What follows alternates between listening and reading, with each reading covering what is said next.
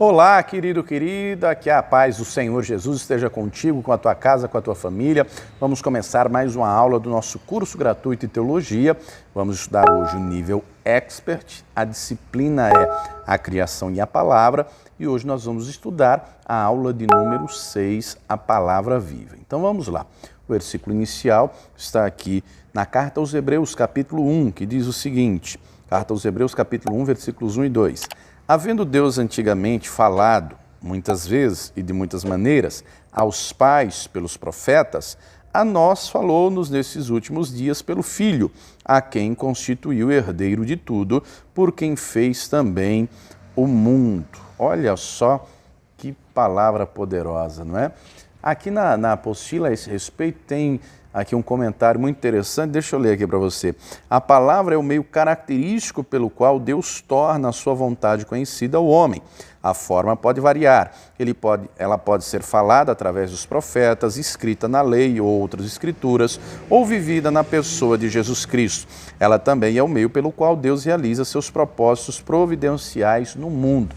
Tem aqui o comentário na apostila, olha só que palavra tremenda. E lembrando, você que está assistindo este vídeo e ainda não é aluno aqui do nosso curso gratuito de teologia, quando terminar essa aula, pesquise aqui no canal a aula inaugural do nível Expert. Nessa aula inaugural, eu dou o número do telefone, do WhatsApp, da secretaria, da escola aqui em São Paulo, e aí você pode mandar mensagem, se identificar e se informar, dizer que quer fazer o curso é completamente gratuito, você não vai pagar a apostila, não vai pagar nada, vai assistir aqui as videoaulas e vai receber também o material no seu WhatsApp, no seu e-mail e pode fazer todo o curso. Entre em contato lá, você vai obter todas as informações. Lembrando que aos alunos do curso, para receber ao final o certificado, tem que assistir às aulas, tem que fazer os exercícios. Cada apostila tem ao final 5 exercícios que devem ser respondidos, valem nota. A cada módulo, a cada término de módulo, cada matéria, cada módulo tem 4 matérias, nós temos uma avaliação, são 4 avaliações no ano, então tem que ser aprovado nos exercícios, nas avaliações. Entre em contato lá que você vai ter todas as informações, tá? O vídeo é aula inaugural do nível Expert aqui mesmo no meu canal, tá bom? Então vamos continuar. A palavra é algo fundamental, não é? Ainda mais a palavra vinda de Deus. A aula de hoje, o assunto é a palavra viva. No Antigo Testamento, você sabe que o Antigo Testamento foi escrito em hebraico. Nós já tivemos aí bibliologia, né? Outra disciplina a respeito do estudo da Bíblia. Então, no Antigo Testamento, a expressão utilizada era davar. Então, é Deus falando, não é a palavra sendo falada, seja por Deus, seja pelos profetas, seja a palavra escrita. E é muito forte o que diz lá em Isaías 55, né? Deus falando através do profeta, a palavra que sai da boca dele não volta vazia, antes produz resultado. A palavra que vem de Deus, seja ela liberada pelo próprio Deus, seja ela liberada através de um profeta, seja ela escrita, ela produz sempre resultado, ela nunca volta vazia, né? Aquilo que Deus fala acontece. E é interessante que nós vemos aqui, estamos estudando sobre a criação, não é? No início, não é? Em Gênesis, nas próximas aulas nós vamos detalhar isso um pouco mais, mas Deus vai falando e as coisas vão acontecendo. Não é? Só Deus tem esse poder, não é? De falar, haja luz, e a luz existir. Deus fala, não é? Ajuntem-se as águas. Deus fala, haja porção seca. Deus vai dizer, produza a terra erva, produza árvores que dê fruto. Não é? Ele vai dizer, frutificai, multiplicai. Ele vai liberando a palavra, não é? À medida que ele vai falando, as coisas vão existindo. Como diz Paulo lá na frente, né, na carta aos Romanos, capítulo 4, ele traz a existência, né, as coisas que não existem como se já existissem. Na mente dele, quando ele projeta e ele fala, a coisa acontece, porque ele é poderoso, ele tem este poder, não é? Ele tem todo o poder no céu e na terra. Então, Deus foi criando tudo através do poder da sua palavra. Ele fala e existe. Querido, querida, eu quero lhe encorajar a acreditar na palavra, colocá-la no coração. Nós temos que guardar a palavra no coração. Nós vivemos dias difíceis, é verdade, Já estamos aí há mais de um ano dessa pandemia, os governos não têm previsão de quando acabará, nem sabe como será. Fato é, Deus sabe, porque Ele está no controle de todas as coisas, Ele está no seu alto e sublime trono, mas também está aqui comigo, aí contigo. Ele está no controle de tudo, Ele está no controle das nossas vidas. A nossa vida tem que estar na mão dEle, né? Ele fala e as coisas acontecem. Talvez você esteja aí triste, abatido por alguma situação, mas acredite na palavra do Senhor. E o Espírito Santo me traz uma palavra ao coração que está lá em Jeremias 29:11. Os planos de Deus para mim e para você, né, os pensamentos de Deus para mim e para você são de bem, são de paz. Ainda que você viva dias difíceis, acredite, Deus tem o melhor para você, Deus tem o melhor para a tua casa, creia. Já no Novo Testamento, né, nós encontramos duas expressões gregas. Né? O Novo Testamento foi escrito em grego, e lembrando que o Novo Testamento foi escrito após a morte, ressurreição e ascensão de Cristo. E aí nós encontramos duas expressões, que é logos e rema. Né? Logos é a palavra escrita, a palavra redigida, a palavra registrada. E rema é a palavra revelada. Olha só que coisa tremenda, não é? No Antigo Testamento, lemos aqui o versículo inicial, né? O texto vai dizer que Deus falou muitas vezes, de muitas maneiras, aos pais pelos profetas. Né? Deus no Antigo Testamento, Ele fala de diversas formas. Ele falou diretamente com o homem, Deus falou com Abraão, Deus falou com Isaac, Deus falou com Jacó. E algo que me chama muita atenção, acredito que você conheça a história de José, filho do Jacó, do Israel. Se você não conhece, leia lá na Escritura, não é, do capítulo 37 em diante, de Gênesis. Deus falou com Abraão, com Isaac, com Jacó, mas Deus não falou diretamente com José, embora a Escritura registre de maneira clara, o Senhor era com ele. Quando eu digo Deus não falou, porque o texto vai dizer como Deus falou com Abraão, como Deus falou com Isaac no capítulo 26, como Deus fala com Jacó, não é? Jacó chega a ter um encontro com Deus lá no capítulo 32. Então, Deus falou diretamente com eles, mas Deus não falou diretamente com José. Até então, aquele momento do capítulo 37, tudo que ele sabia de Deus era porque ele ouviu o que aconteceu com seu bisavô, com seu avô, com seu pai, e ele vai ter as próprias experiências dele com Deus. Não é? O texto vai dizer que ele vai ser vendido como escravo no Egito, mas diz o texto que o Senhor era com ele. Embora Deus não tenha falado diretamente, ele compreende, Deus está comigo, ele acreditou. Deus prometeu ao meu bisavô que através dele a descendência dele seria abençoada, ele creu na palavra. E amados, na vida muitas vezes nós vamos passar por situações difíceis que não queremos, como no caso do José, né? Ele não queria ser lançado como escravo, depois lançado na prisão, mas o Senhor estava com ele, o Senhor está contigo. Ainda que os dias estejam difíceis, trabalhosos, o Senhor está contigo. E do mesmo jeito que na vida do José, Deus estava no controle o tempo todo, preparando para algo muito maior e melhor. E lá na frente, ele reconheceu que de fato aquilo tudo era Deus no controle, era Deus preparando. Deus o colocou como sustentador da vida, como salvador, Zafenat Paneia, né? Salvador do mundo, sustentador da vida. Ele vai dizer aos irmãos, Deus me enviou adiante de vocês para a preservação da vida. E assim, querido, talvez você não entenda hoje a situação que você tem enfrentado, essa luta que você tem vivido, mas saiba, Deus está no controle, Ele tem planos para a tua vida e hoje você pode não estar entendendo, lá na frente você vai compreender. Mas voltando, então no Antigo Testamento Deus falou diretamente, Deus mandou Moisés registrar a palavra, falou diretamente com Moisés, né? Mandou Moisés registrar a palavra, Moisés vai ser o primeiro a registrar, Josué vai ser o primeiro a fazer cópia da Escritura. Muito bem. E depois, Deus já deixou lá a vontade dele escrita, registrada. São os 5 primeiros livros. No próximo ano do curso, nós vamos estudar o nível Master, que é o 2º ano do curso. E aí, nós vamos estudar o Pentateuco, os 5 primeiros livros da Bíblia. Vai ter uma matéria chamada Pentateuco. Nós vamos estudar um por um, tá? Mas voltando aqui, então Deus fala com Moisés, Deus manda Moisés registrar, Deus vai falar com os profetas, Deus vai usar, mas sempre tendo como base, como parâmetro, a palavra que já estava registrada por Moisés, a lei. Os profetas vão registrando os seus escritos, né? Com base naquilo que estava escrito, registrado, Deus vai trazendo a revelação. No Novo Testamento, nós vemos o próprio Logos vivo, a palavra viva, não é? O verbo vivo encarnado, que é Jesus Cristo, não é? Está escrito João, Evangelho de João, capítulo 1, do versículo 1 em diante, no princípio era o verbo estava com Deus, o verbo era Deus. Então o verbo se fez carne. diz lá Apocalipse 19:13, e o nome pelo qual ele se chama, o cavaleiro do cavalo branco, lá do capítulo 19, que é o Senhor Jesus, é a palavra de Deus. Então ele é a palavra viva. Note que Jesus, ele vive aquilo que está registrado lá no Antigo Testamento. Ele vive a palavra. Qual palavra? Já estava registrado. Ele utiliza a palavra, não é? Peculiarmente o Evangelho de Mateus vai falar de diversas coisas que Jesus falou e fez. Mateus registra a expressão, para que se cumprisse o que foi dito pelo profeta.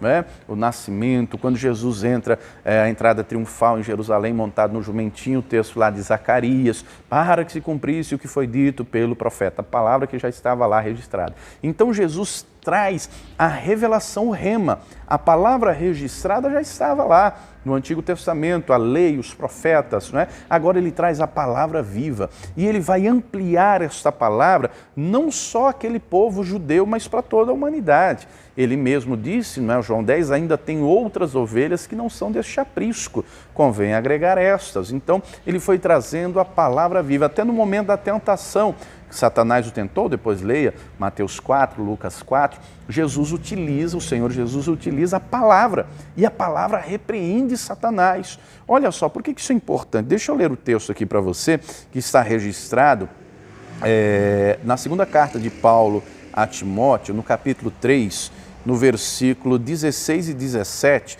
Eu gosto muito dessa tradução, que é a King James. É uma tradução mais contemporânea, facilita muito o entendimento. Deixa eu ler aqui. 2 Timóteo 3, 16 e 17. Toda a Escritura é inspirada por Deus e proveitosa para ministrar a verdade.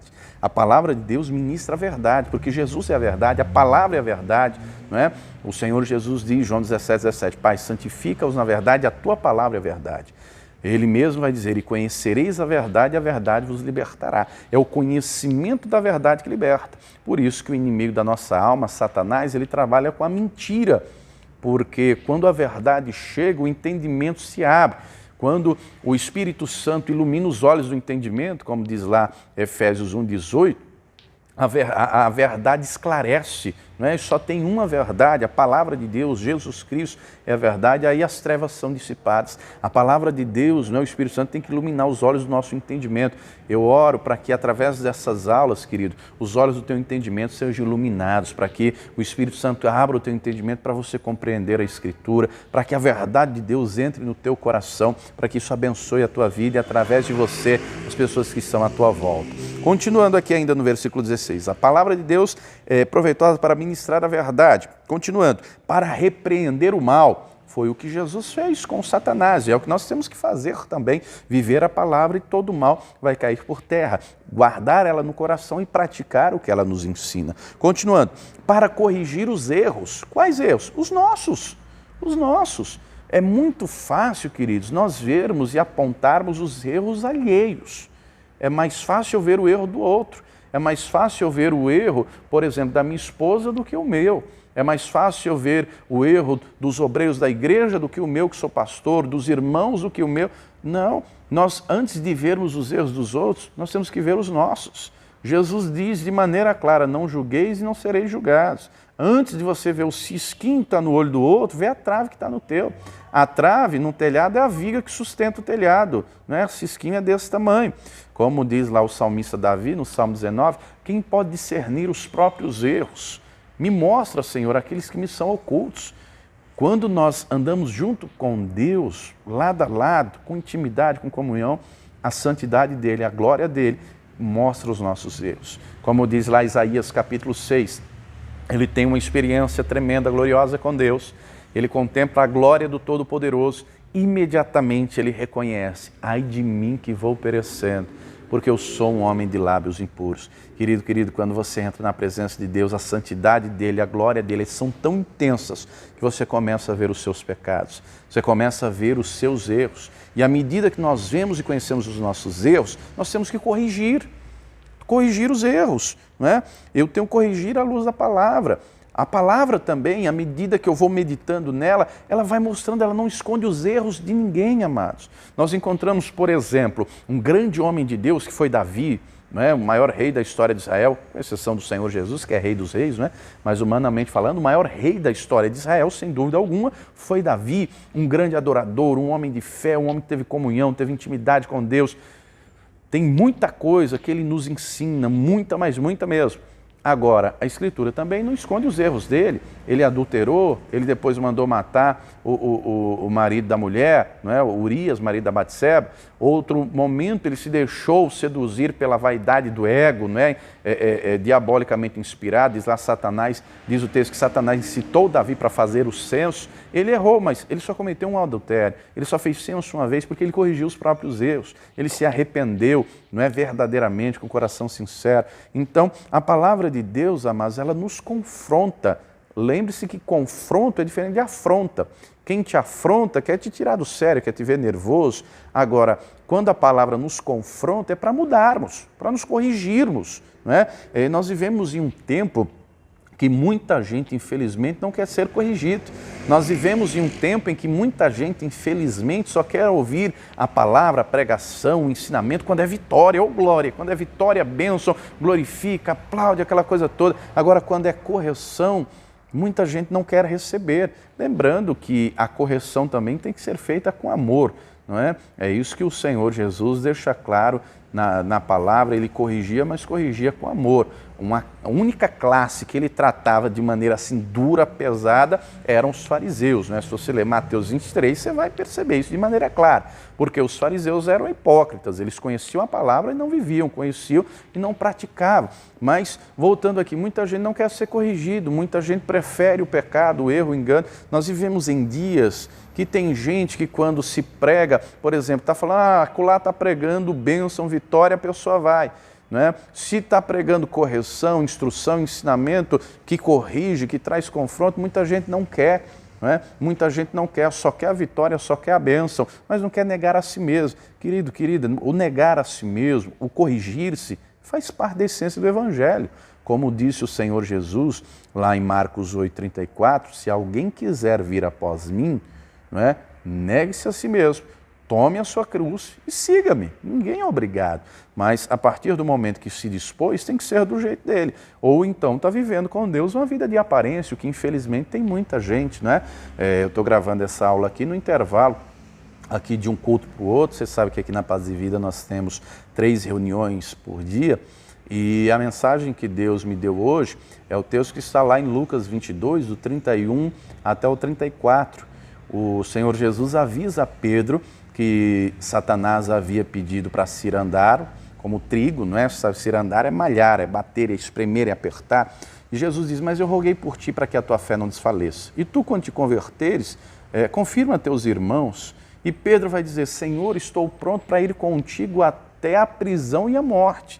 E Jesus diz, Pedro, antes do galo cantar, você vai me negar 3 vezes.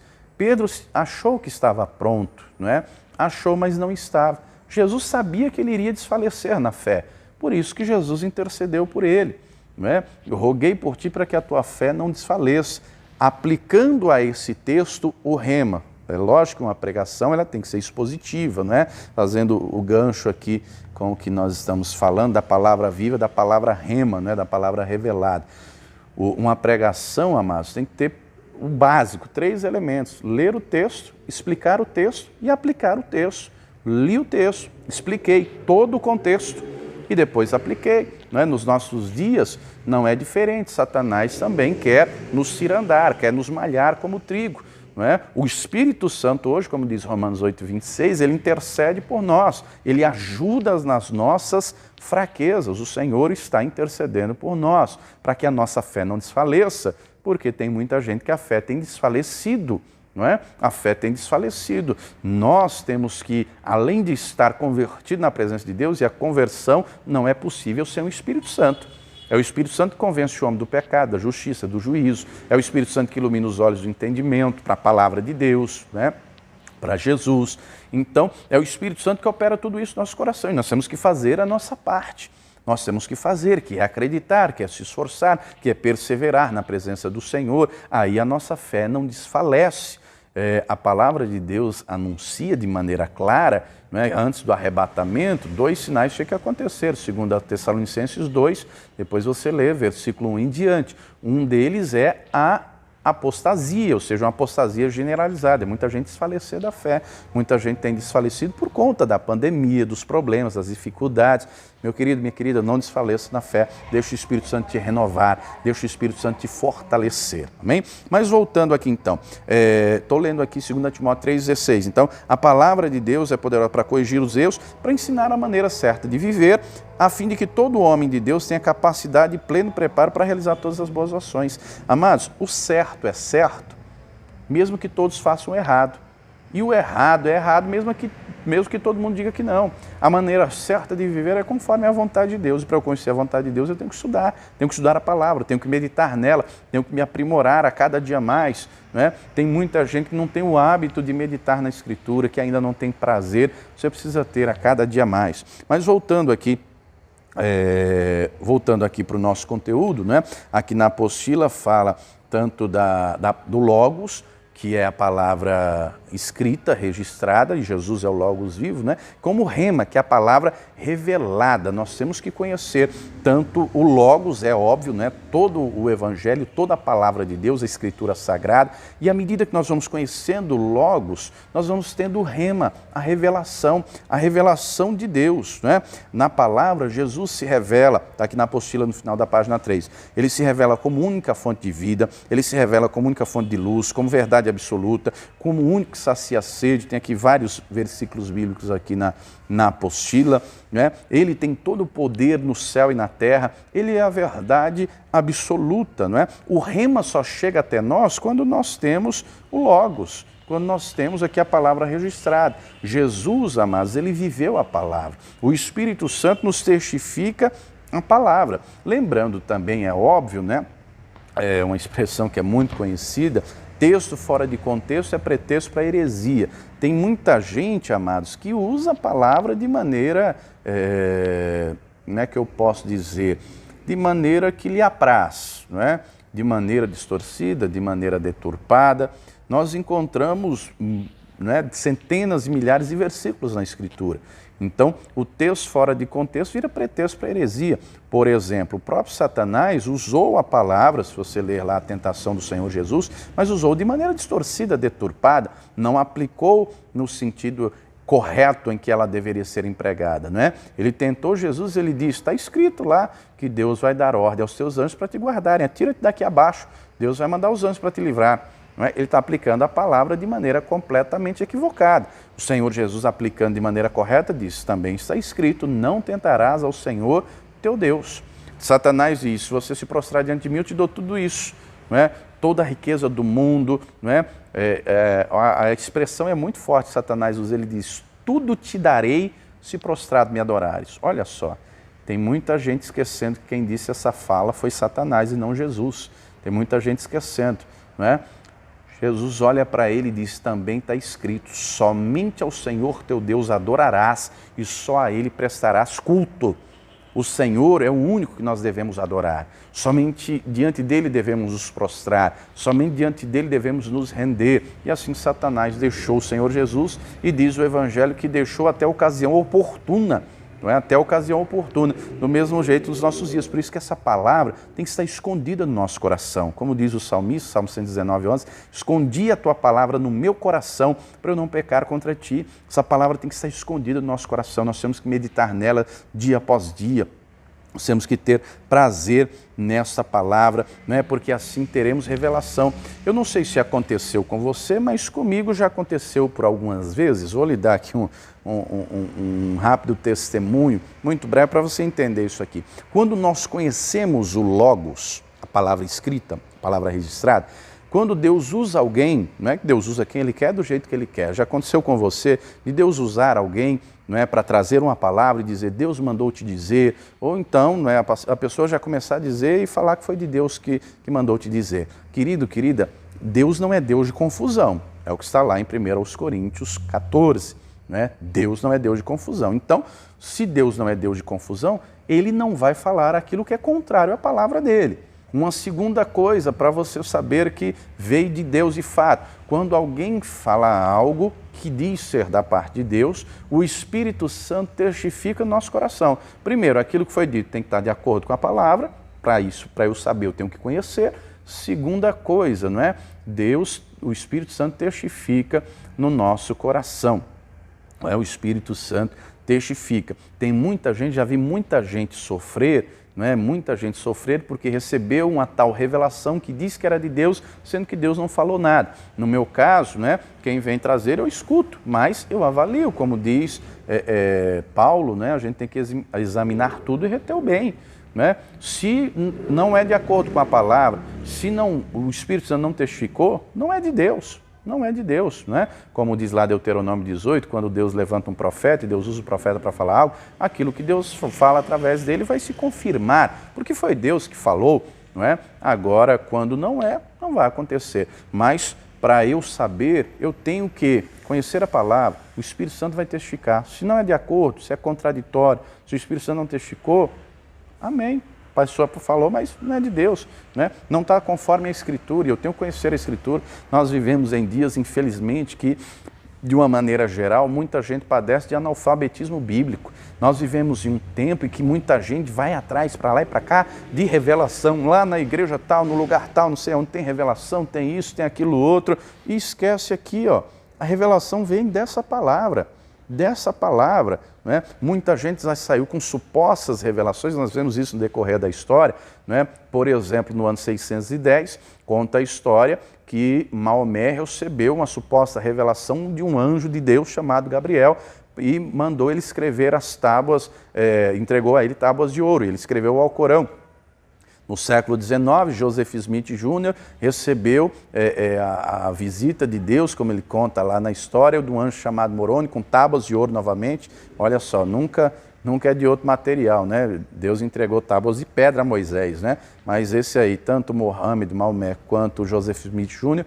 foram tábuas de ouro. E ele escreveu o outro evangelho de Jesus Cristo, o livro de Mórmon, que, na grande esmagadora maioria dos textos, muita coisa conflita com a Escritura, né? Muita coisa não coaduna com a Escritura, com a palavra de Deus. Mas, voltando aqui, é por isso que nós devemos nos aprofundar aqui no conhecimento da palavra. É por isso que, quando nos aprofundamos, o próprio Espírito Santo, meditar na palavra é maravilhoso, porque você medita com o autor junto, né? O autor é o Espírito Santo. A palavra não foi, está escrito, 2 de Pedro 2, né? Capítulo 1, versículo 20 e 21, aliás, que a profecia nunca foi produzida pela vontade de homem algum, mas os homens santos de Deus falaram inspirados pelo Espírito Santo. Então, é o Espírito Santo que inspirou essa palavra. Quando você medita nela, né? O Espírito Santo abre o seu entendimento. Se você é novo convertido, não tem o hábito ainda de meditar, ou se você já é um estudioso da palavra, ou até mesmo ministro da palavra, não é? Já sabe que ore sempre antes de meditar. Senhor, abre o meu entendimento, não é? Abre, ilumina os olhos do meu entendimento para eu compreender. Fala comigo.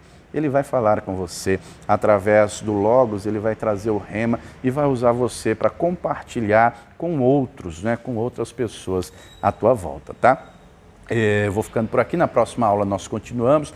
Se você gostou até aqui, deixa o teu joinha, o teu like. E você também é convidado a se tornar um pregador do telhado, tá? Contribua com essa obra. Se você tem sido abençoado, essas aulas têm abençoado a tua vida, faça a tua doação, não é? em agradecimento, né? O Espírito Santo testificando ao teu coração. Está aqui o número das contas, faça aí o teu depósito, a tua transferência e depois envie o seu recibo para esse número aqui do WhatsApp, que eu vou enviar para você em agradecimento os e-books do pastor João Ribe Palharim, que vão abençoar a tua vida, tá? Deus te abençoe, até a próxima aula e viva o Senhor Jesus.